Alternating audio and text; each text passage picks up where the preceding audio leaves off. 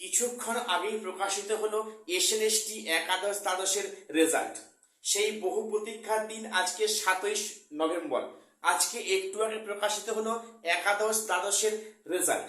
তো সেক্ষেত্রে কিন্তু wbssc.com এই ওয়েবসাইটে যখনই আমরা যাচ্ছি সেখানে কিন্তু সার্ভার এরর দেখাচ্ছে বা ক্যানট রিচ দেখাচ্ছে। তো কাজেই সেখানে বহু মানুষ একসাথে দেখছে বলে এটা সার্ভারের সমস্যা হচ্ছে। আশা করছি খানিকক্ষণ বাদে এই সমস্যা থাকবে না, প্রত্যেকটা মানে রেজাল্ট দেখতে পারবে।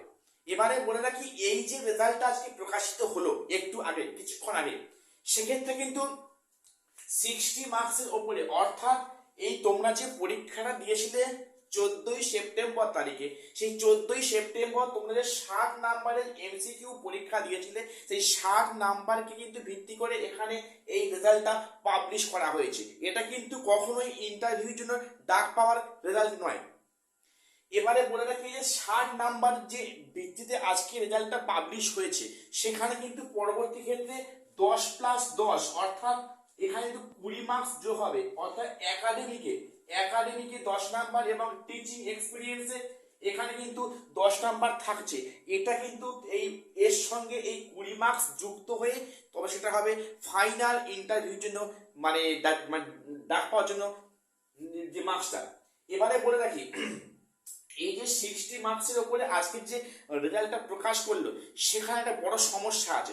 সমস্যা কি বলতো, আজকে কিন্তু টিচিং এক্সপিরিয়েন্সের 10 মার্কস নিয়ে মহামান্য হাইকোর্টে একটি মামলার শুনানি ছিল, এবং সেই শুনানি কিন্তু আর একদিন হবে, তারপরে যেটা জাজমেন্ট আসবে সেটা হলো 12 নভেম্বর।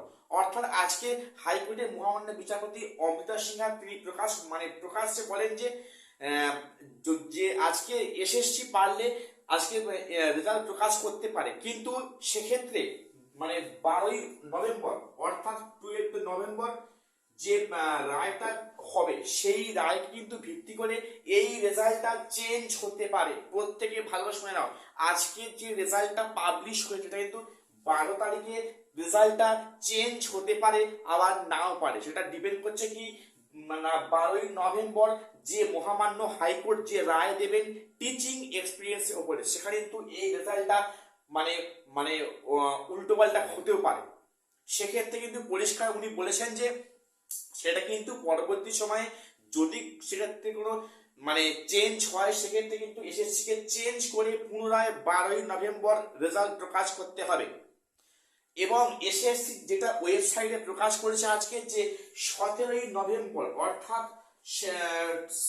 17 নভেম্বর তারিখে কিন্তু এখানে এই যে মার্কস তোমরা আজকে পেয়েছো তার সঙ্গে এই 10+10 অর্থাৎ টোটাল 80 মার্কস কিন্তু ভিত্তি করে সেখানে ইন্টারভিউর জন্য লিস্ট করা হবে।